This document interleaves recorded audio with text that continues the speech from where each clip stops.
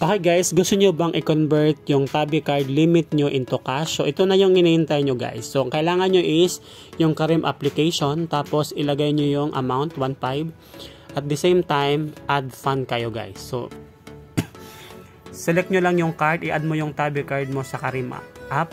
Tapos make it sure na tama yung card na nilagay mo. At pagkatapos guys, click mo lang yung add. So adding fund na tayo ngayon. So ito yung first step. So mag-add tayo ng fund sa Careem. So, lalabas agad yung verification sa Tabi card mo. So, ilagay mo lang yung yung OTP na send doon sa register mobile mo kay Tabi kasi magsisend siya doon ng OTP to verify na ikaw yung gumamit ng Tabi card mo. So, pagkadating ng OTP guys, ilagay na lang natin doon sa message. Ayan. So, may message na yung Tabi. So, kopihin mo lang yung OTP tapos click mo yung next. Okay? So pag once add na yung funds dito sa Careem application no guys, so gagawin natin yung second step. So ayan, add na siya ang 1.5 sa Careem mo. So back mo lang siya guys, tapos punta ka sa pay ng Careem. So ayan, nakikita mo na may 1.5 na at saka may message ka natanggap na nag-add ka ng funds sa Careem mo. So, paano naman ito i-withdraw? So, ito yung second step na gagawin natin. So, take note guys, isang beses lang gagawin to. So, kung magkano yung Tabi card limit mo, isagarin mo na. So, okay. Punta tayo doon sa Careem Pay. So, ito yung second step. I-withdraw natin yung funds. So, in order na ma-withdraw yung funds, maglagay ka ng bank account dito. So, continue mo lang yan guys. Ilagay mo yung amount kung magkano ang isasend mo doon sa bank account. So, for example, 1.5, then next.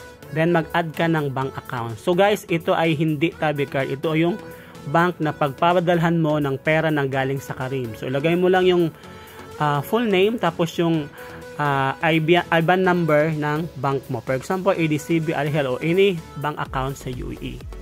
So, pagkatapos yan, guys, makaka-receive yung Careem mo ng mobile number ng OTP. So, ayan, your bank was added successfully. So, ito yung pangalawang step. So, pagkatapos ma-add na yung bank account mo kay Careem guys, gagawin naman natin yung pangatlong step.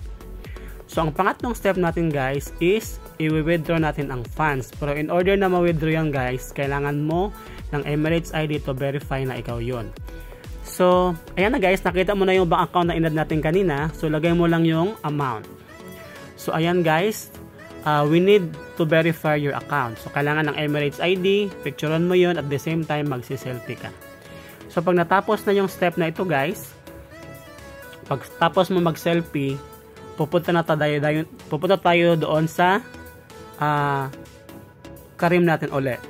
So, ayan guys, get your Emirates ID ready. So, scan mo yan siya, tapos selfie ka.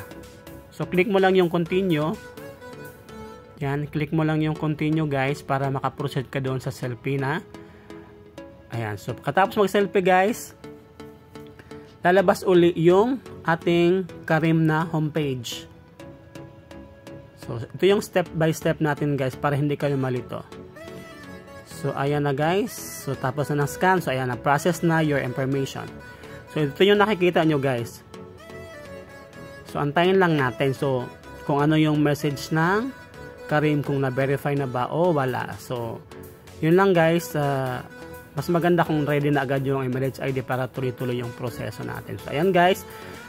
I-check na yung verification mo. So, ayan. May message sa taas na hindi pa verify yung ang account mo. So, ibig sabihin guys, ayan. Ayan, pag naka-green na, ibig sabihin na verify na yung account mo. So, pwede mo na siya i-withdraw. Ito yung pang-apat na step guys.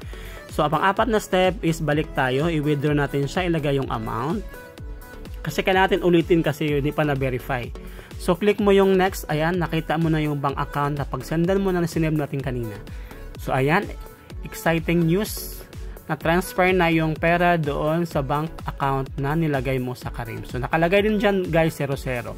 So, kung may katanungan kayo guys, huwag kalimutan mag-comment and i-share nyo sa mga kakilala nyo para matulungan sila na ma-convert yung pera nila sa Tabi card into cash. So, legit ito guys. Nasubukan na ng mga kaibigan ko at ito'y ginawa ko ng vlog. So, thank you for watching and see you in my next vlog. Bye-bye. Huwag kalimutan mag-subscribe.